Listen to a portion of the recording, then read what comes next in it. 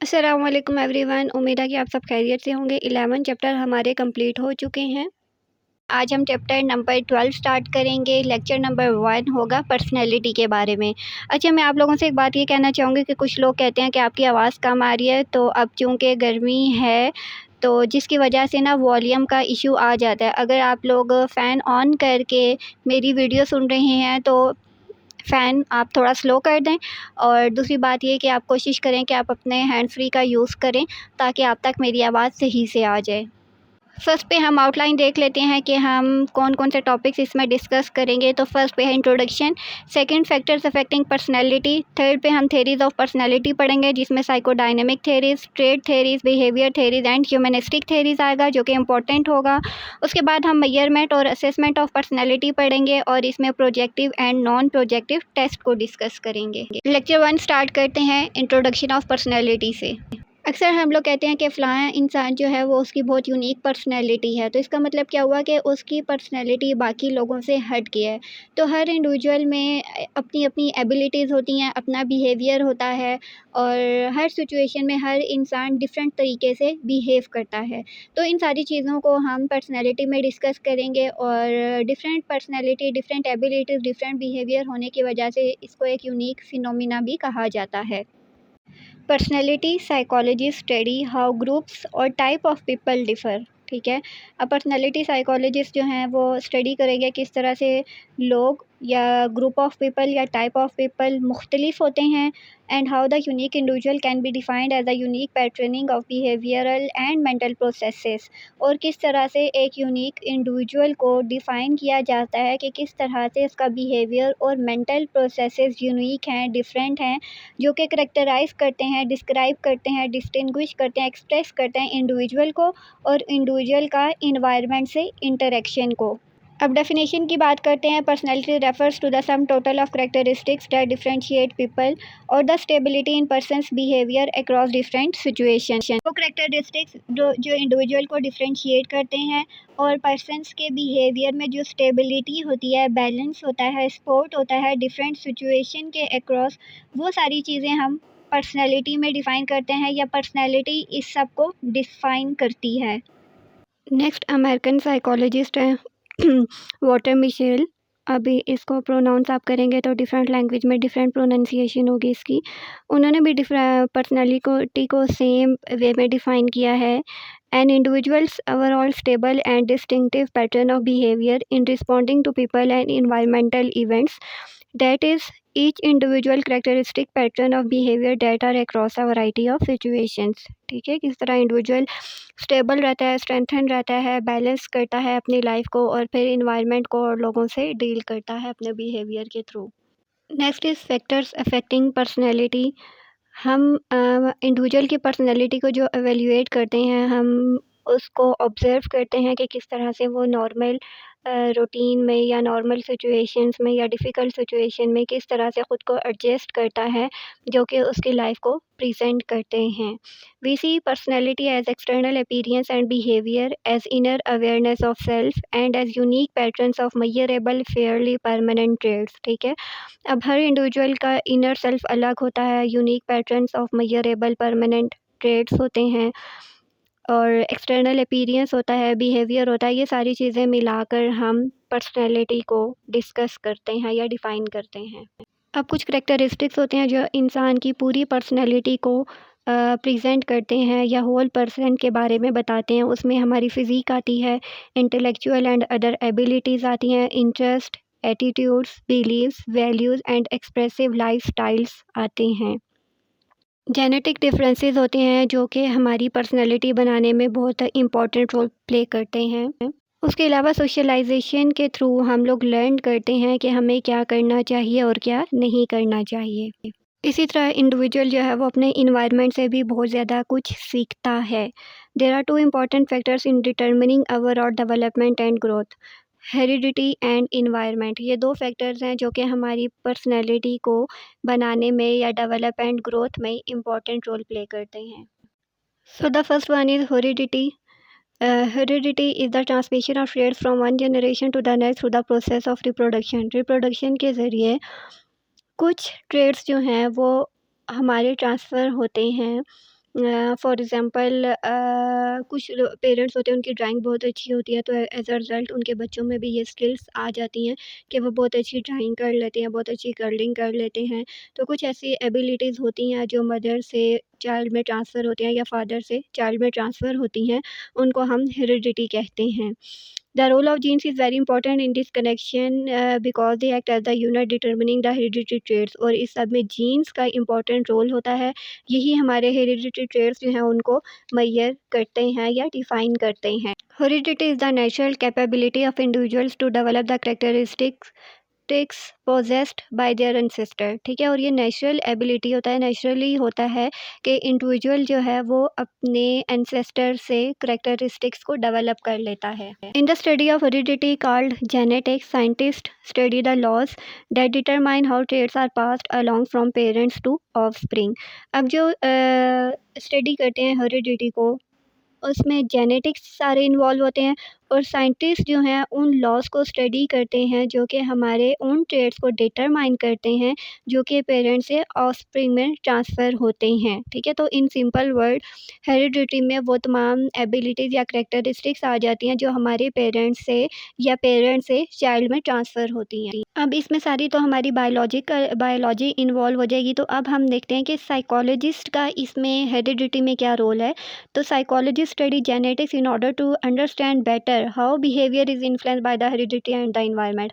अब साइकोलॉजिस्ट जो हैं वो, आपको पता होगा कि साइंटिफिक स्टडी है बिहेवियर और मेंटल प्रोसेसेस की। तो अब यहाँ पे वो जेनेटिक्स को लेते हुए या हेरिडिटी को देखते हुए और इन्वायरमेंट को देखते हुए ये फाइंड आउट करते हैं कि किस तरह से इंडिविजुअल का बिहेवियर इन्फ्लुएंस्ड होता है। It seems clear that genetic factors not only provide the potential for particular behavior or trait to emerge but also place limitation on the emergence of such behaviors or trait. For instance, heredity defines people's general level of intelligence, setting an upper limit which regardless of the quality of environment people cannot exceed। के कुछ चीज़ें ऐसी होती हैं जो parents या offspring में transfer होती हैं और उनको बेशक जैसा मर्ज़ी इन्वायरमेंट प्रोवाइड किया जाए वो लिमिटेड ही रहती हैं। Heredity also provides limits on physical abilities. Humans simply cannot run at a speed of 60 miles an hour, nor are they going to grow as tall as 10 feet, no matter what the quality of their environment। ठीक है कि individual को जैसा मर्ज़ी आप environment provide कर लें, फिर भी वो 10 फीट से ज़्यादा ग्रो नहीं कर सकता और 1 आवर में 60 माइल्स की स्पीड से नहीं रन कर सकता, ठीक है। तो ये कुछ लिमिटेशंस हैं जो कि फ़िज़िकल एबिलिटीज़ पे होती हैं। अब अगर आप नोटिस करें, ख़ैर अभी तो आपका स्टार्टिंग लेवल होगा कि साइकोलॉजिस्ट, साइकियाट्रिस्ट या कोई भी डॉक्टर है, वो जब भी पेशेंट की हिस्ट्री लेता है तो उसमें वो पास्ट हिस्ट्री के बारे में लाज़मी पूछता है। क्योंकि उसकी वजह ये होती है कि कुछ डिज़ीज़ ऐसी होती हैं जो कि पेरेंट्स में होती हैं और वो पेरेंट्स के बाद वो बच्चों में भी ट्रांसफ़र होने के चांसेस होती हैं और वो ट्रांसफ़र भी होती हैं। तो इस वजह से ये पास्ट हिस्ट्री या हेरिडिटी जो है वो एक इम्पॉर्टेंट रोल प्ले करती है इंडिविजुअल की बिहेवियर को, पर्सनैलिटी को फाइंड आउट करने में। Heredity and basics of genetics. Genetics is the science that studies the transmission of physical characteristics or structure from parents to offspring via the genes। ठीक है, jeans के ज़रिए physical characteristics transfer होते हैं parents से offspring में। ये सारी स्टडीज़ जो है हम जेनेटिक्स में करते हैं, ठीक है, जिस तरह मैंने पहले भी आपको ऊपर बताया था। और जीन जो है वो बेसिक यूनिट है हेरिडिटी का। एमसीक्यूज़ आ सकता है ये। Strictly speaking behaviour can not be inherited directly, but physical characteristics that are known to be genetically determined such as the structure of brain may definitely influence behavior। ठीक है, वो कह रहा है कि बिहेवियर जो है ना वो डायरेक्टली इनहेरिट नहीं होता, बल्कि स्ट्रक्चर ऑफ ब्रेन का जो है वो रोल होता है जो कि बिहेवियर को इन्फ्लुएंस करता है। Intelligence appears to be dependent upon certain anatomical and functional characteristics of the brain. अब वो कह रहा है कि इंटेलिजेंस किस पे डिपेंडेंट करती है, certain anatomical and functional characteristics of brain पे। In a condition called microcephaly, the brain never develops to its full normal size and the microcephalic individual is always retarded। ठीक है, फुली नॉर्मल साइज जो है वो develop नहीं होता and the microcephalic individual is always retarded.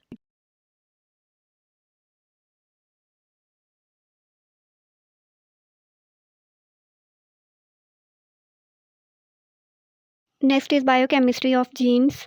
each personal genetic makeup from his or her parents. This individual genetic inheritance interacting with environment factor helps determine the behavioral traits that are unique to a person. जब individual के जो genetic inheritance होता है या inherited characteristics होते हैं वो environmental factor के साथ इंटरेक्ट करते हैं, तो फिर उस तरह से हम डिटरमाइन करते हैं कि वो कौन से फैक्टर्स हैं जो इंडिविजुअल की यूनिक पर्सनैलिटी को शो करते हैं। The study of ways in which an individual's genetic constitution contributes to the determination of behaviour is called behaviour genetics. ठीक है, कि वो जेनेटिकल फैक्टर्स जो कि बिहेवियर को डिटरमाइन करने के लिए या फाइंड आउट करने में कंट्रीब्यूट करते हैं उनको हम बिहेवियर जेनेटिक्स का नाम देते हैं। ठीक है, तो सिंपल वर्डिंग्स में जो जेनेटिक्स की मदद से हम इंडिविजुअल की जो यूनिक पर्सनैलिटी को फाइंड आउट करते हैं उसको हम बिहेवियर जेनेटिक्स का नाम देते हैं। Next is basic genetic principles. As we know, gene is the basic unit of heredity, the complete set of genes inherited by an individual from his parents. अब individual अपने पेरेंट्स से जो complete set of genes को inherit करता है उसको हम genotype कहते हैं। The genotype interacts with the individual physical environment to produce the phenotype. अब जीनोटाइप इंडिविजुअल के फिजिकल इन्वायरमेंट से इंटरेक्ट करता है और फिनोटाइप प्रोड्यूस करता है। That is the sum of observable characteristics of an individual, और फिनोटाइप को ऑब्जर्व किया जा सकता है। ठीक है, अभी आगे पढ़ते हैं फिर आपको सही कन्फ्यूजन क्लियर हो जाएगी। The phenotype include sex, eyes, hair colour, height, weight. ठीक है, अब देखें, sex, eyes, hair colour, weight, height, इन सब चीज़ों को हम ऑब्जर्व कर सकते हैं, तो ये सारी क्या कहलाती हैं? Phenotype. Intelligence as well as personality characteristics such as shyness, aggressiveness, in fact all the contributes that determine the unique individual, वो सारे हमारे पास क्या होंगे? phenotype। ठीक है, जीनोटाइप में क्या है? Complete set of genes transfer हो रहा है, वो जीनोटाइप है। और फिनोटाइप क्या, जो हम ऑब्जर्व कर सकते हैं, जैसे आई कलर हो गया, हेयर कलर हो गया, हाइट हो गया, वेट हो गया, इसको हम फिनोटाइप का नाम देते हैं। जीनोटाइप वर्सेस फिनोटाइप शॉर्ट में भी आ जाए। Genotype refers to the genetic code of individual. ठीक है, जिस तरह हमने कहा था ना कि जेनेटिक कोड होता है, जीन्स ट्रांसफ़र होते हैं, सेट ऑफ जीन ट्रांसफ़र होता है, उसको हम जेनेटिक्स कहते हैं, जीनोटाइप कहते हैं। This is all the information that is found inside the individual cell. ठीक है, और ये सारी इन्फॉर्मेशन इंडिविजुअल के सेल में होती है, इसको जेनेटिक कोड ऑफ इंडिविजुअल भी कहा जाता है। जबकि फिनोटाइप क्या is the expression of genotype that is visible to other people and can be observe. ठीक है, फिनोटाइप क्या जेनेटिक कोड ट्रांसफ़र कर रहा है और इस जो फिज़िकल अपीयरेंस को, फिज़िकल एक्सप्रेशन ऑफ जीनोटाइप को शो कर रहा है उसको हम फिनोटाइप कहते हैं। जीनोटाइप को हम ऑब्जर्व नहीं कर सकते और ना ही वो विजिबल होता है, जबकि फिनोटाइप कैरेक्टरिस्टिक्स जो हैं वो विजिबल भी होते हैं और उनको हम ऑब्जर्व भी कर सकते हैं, जैसे हमने पढ़ा था height, weight, hair colour and eyes colour वगैरह। थोड़ा और आसान करके बताती हूँ, ये देखें। अब फीमेल में क्या है? XX क्रोमोसोम्स हैं, जबकि मेल में XY क्रोमोसोम है। ठीक है, ये सारे हमारे जीन्स की कहानी में आगे जिसमें क्रोम्स और जीन्स वगैरह इन्वॉल्व होते हैं। अब फीमेल में से एक X क्रोमोसोम आया और एक X क्रोमोसोम मेल में से आया। ठीक है, तो वो as a result XX chromosome हो जाएंगे, और जब XX क्रोमोसोम ऑफ स्प्रिंग में आएंगे तो इसका मतलब है कि वो फीमेल होगा ऑफ स्प्रिंग। ठीक है, अब सेकंड सेट में अगर देखें, एक X क्रोमोसोम आता है फीमेल से और एक Y क्रोमोसोम आता है मेल में से, तो एज अ रिजल्ट जो ऑफस्प्रिंग जो है वो मेल होगा। ठीक है, अब ये देखो, ये सारी XY जो है ये हमारे जीन्स हैं, लेकिन जब ये जीन्स मिलकर एक ऑफस्प्रिंग बना देंगे तो उस ऑफस्प्रिंग की फ़िज़िकल अपीयरेंस देख के हम ये बता सकते हैं कि ये मेल है या ये फ़ीमेल है। तो जब हम देखेंगे ये फ़ीमेल है तो हम कहेंगे कि इसमें XX क्रोमोसोम है, अगर मेल को हम देखेंगे तो हम कहेंगे इसमें X और Y क्रोमोसोम है। X क्रोमोसोम इसमें फ़ीमेल से आया और Y क्रोमोसोम इसमें मेल में से आया, जो कि मेल को फ़िज़िकली शो करेगा। Genes control the development of chemicals called protein and enzyme that in turn are involved in the biochemical reactions. ठीक है, genes are composed of organic molecule called deoxyribonucleic acid, DNA. It was found in 1953 that James Watson and Francis Crick found that DNA has double helix. that allows the genes to transcribe its messages and direct the formation of biochemical producing the individual characteristics. Genes can be thought of as locations along chromosomes. Chromosomes are slender bodies found in the nucleus of every cell. So chromosomes may be discussed in detail. ठीक है. Jeans जो हैं वो development of chemicals को control करते हैं, for example proteins and genes जो कि बायोकेमिकल रिएक्शंस में इन्वॉल्व होते हैं, और फिर जीन्स जो हैं वो ऑर्गेनिक मॉलिक्यूल से पे कंपोज होते हैं. डीऑक्सी राइबोन्यूक्लिक एसिड है जिसको डीएनए कहा जाता है, और इसके साथ एक और मॉडल होता है जिसको आरएनए राइबोन्यूक्लिक एसिड कहा जाता है. और इस पे शॉर्ट आंसर्स आपको आ सकते हैं जिसमें आपको डिफरेंस आ सकता है, what is difference between DNA and RNA. Next is structure and function of chromosomes. Important है, आ सकता है. The genetic material consist of chromosomes and genes पे मुश्तमिल होता है. Genes are the real genetic units और heredity factor hidden within the chromosome. Genes meaning determiner, they are assumed to be packets of chemicals strung along the chromosomes like beads on a thread. ठीक है. Like वो structure का बता रहा है कि इनका स्ट्रक्चर ऐसे होता है जिस तरह थ्रेड के ऊपर बीड्स लगे होते हैं, उस तरह का इसका स्ट्रक्चर होता है. लेकिन जो है ना, but nobody had yet seen anything that might be identified as a genes. So chromosome का स्ट्रक्चर कुछ इस तरह से होता है जो आपको इमेज में नज़र आ रहा होगा. Our understanding of the biology of the start of life when a male sperm cell meets a female's egg cell at the moment of conception makes it no less of a miracle. ठीक है. Conception के time पे mail में sperm cell होता है और female में egg cell होता है. जब वो एक पॉइंट पे आके मिलते हैं तब से जो है वो लाइफ स्टार्ट होती है. And individual's genetic endowment is establish for the rest of his or her life. When the egg becomes fertilized by the sperm, the result is a one-celled zygote that immediately begins to develop. ठीक है. जब sperm जो है वो egg को fertilise कर देता है तो फिर ज़ाइगोट बनता है. इट कंटेन्स 23 यानी 46 total pairs of chromosome. 23 pairs of chromosomes होते हैं. ठीक है. टोटल 23 पेयर्स ऑफ क्रोमोसोम, ये याद रखना, एमसीक्यूज आ जाता है. रॉड शेप स्ट्रक्चर्स होता है that contain the basic heredity information, और ये वो क्रोमोसोम्स होते हैं जो कि हेरिडिटी इंफॉर्मेशन रखते हैं. One member of each pair is from the mother and the other is from the mother. ठीक है. जिस तरह मैंने आपको बताया था कि एक पेयर मदर से आता है, फॉर एग्जांपल एक्स मदर से आता है, और मेल से बी एक्स आता है तो वो फीमेल चाइल्ड होगा. अगर फीमेल से एक्स आ रहा है और मेल से वाई क्रोमोसोम आ रहा है तो वो मेल चाइल्ड होगा. Each chromosome contains thousands of genes. अब एक क्रोमोसोम जो होता है उसमें थाउजेंड्स ऑफ जीन्स होते हैं through which genetic information is transmitted, और फिर जेनेटिक इन्फॉर्मेशन जो है वो ट्रांसफ़र होती है कि ये मेल होगा या ये फीमेल होगा. Either individually or in combination produce particular characteristics in the individual, और फिर इंडिविजुअल में एक ख़ास करेक्टरिस्टिक्स को प्रोड्यूस करता है. फॉर एग्ज़ाम्पल दोनों की तरफ से अगर एक्स क्रोमोसोम आता है तो वो क्या करेक्टरिस्टिक्स शो करेगा कि ये फीमेल है. अगर फीमेल से एक्स क्रोमोसोम आएगा, मेल में से वाई क्रोमोसोम होगा तो वो यही शो करेगा कि ये इसमें फीमेल मेल करेक्टरिस्टिक्स होंगे. While some genes are responsible for the development of systems common to all members of the human species, for example the heart, circulatory system, brain, lungs and so forth. ठीक है. एकदम हमारी genetics का पता चल गया कि ये क्रोमोसोम होंगे, मेल होगा, और ये होंगे तो फीमेल होगा. उसके अलावा भी बाकी सिस्टम्स होते हैं जिसमें दिल होता है, सर्कुलेटरी सिस्टम होगा, दिमाग होगा, लंग्स होंगे, और इस तरह के बाकी सिस्टम्स भी होंगे. Others control the characteristic that make each human unique. ठीक है. और दूसरे करेक्टरिस्टिक्स में क्या-क्या आ जाएगा, फेशियल एक्सप्रेशंस आ जाएंगे, हाइट, आई कलर और इस तरह के बाकी करेक्टरिस्टिक्स.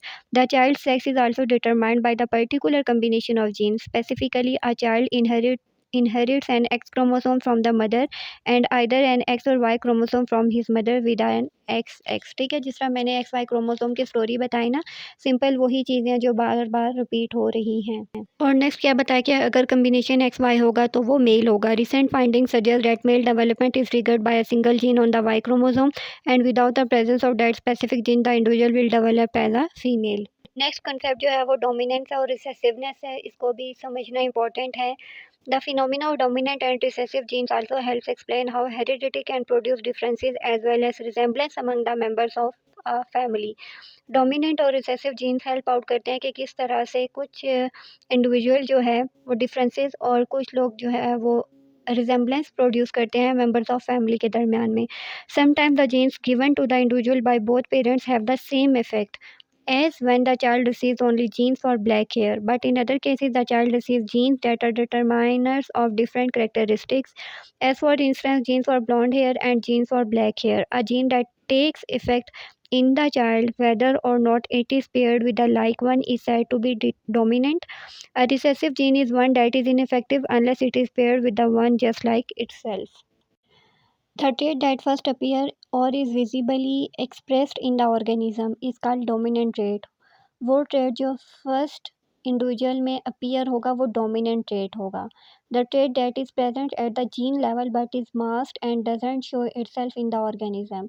अब जीन लेवल पे वो प्रेजेंट तो है लेकिन वो खुद को शो नहीं कर रहा, वो रिसेसिव ट्रेट होता है या रिसेसिव जीन. एग्जाम्पल देखते हैं, शायद आपको क्लियर हो जाए confusion. An example of operation of dominant and recessive genes is known as determination of blood type. ठीक है, ब्लड टाइप की एग्जाम्पल हम देखते हैं. देयर आर 4 ब्लड ग्रुप्स और types A B and O. ठीक है, ये 4 ब्लड ग्रुप्स हैं जो ह्यूमन बींग्स में होते हैं. डिटरमाइंड बाय द 3 जीन्स इसको डिटरमाइन करते हैं, A B and O. Each person receive a pair of such gene from each parent. ठीक है, अब हर पेरेंट में से एक जीन जो है वो इंडिविजुअल में ट्रांसफ़र होता है. A and B genes are equally expressive and both are dominate over the O genes. A और बी जो है वो इक्वली एक्सप्रेसिव होते हैं और ओ पे डोमिनेंट होते हैं, ओ जीन पे.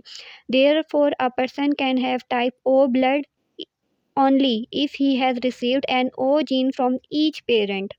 अब हमने क्या स्टडी किया कि ए और बी जो हैं वो एक्सप्रेसिव भी होते हैं और डोमिनेंट भी होते हैं. ठीक है, फॉर एग्जांपल मेल में से ए आया ब्लड ग्रुप और फीमेल में से बी ब्लड ग्रुप आया, तो एज अ रिजल्ट बच्चे में ए बी ब्लड ग्रुप होगा और ये डोमिनेंट एक्सप्रेसिव होगा. ठीक है, सेकंड पार्ट में अगर देखें तो एक पेरेंट में ए ओ ब्लड ग्रुप है और दूसरे में बी ओ ब्लड ग्रुप है. ठीक है, फर्स्ट में हमने पढ़ा था ए और बी आ गया तो वो ब्लड ग्रुप ए बी बन गया. अब यहाँ से ओ ब्लड ग्रुप बच्चे ने रिसीव किया मेल में से और फीमेल में से भी उसने ओ ब्लड ग्रुप रिसीव किया, तो as a result blood group O आ जाएगा हमारे पास. ठीक है, अब ए और बी जब नहीं आए तो हमारे पास तब ओ आया. तो उसने क्या कहा था कि जब ए और बी डोमिनेंट ब्लड ग्रुप नहीं आएंगे तो रिसेसिव ट्रेट हमारे पास ओ ब्लड ग्रुप शो कर देगा.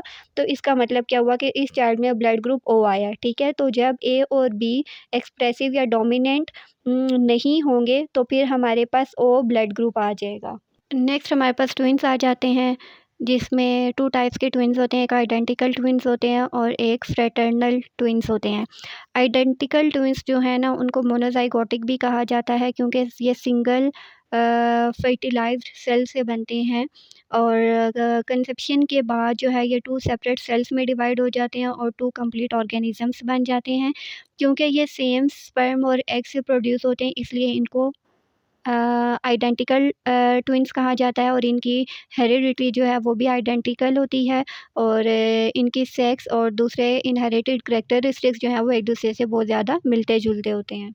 नेक्स्ट फ्रेटर्नल ट्विन्स होते हैं जो कि जिनको डाइजाइगोटिक कहा जाता है क्योंकि ये 2 सेपरेट डाइगोट से डेवलप्ड होते हैं. इनकी सेम और डिफरेंट सेक्सेस होती हैं और हो सकती हैं और एक दूसरे से रिजेंबल नहीं करते.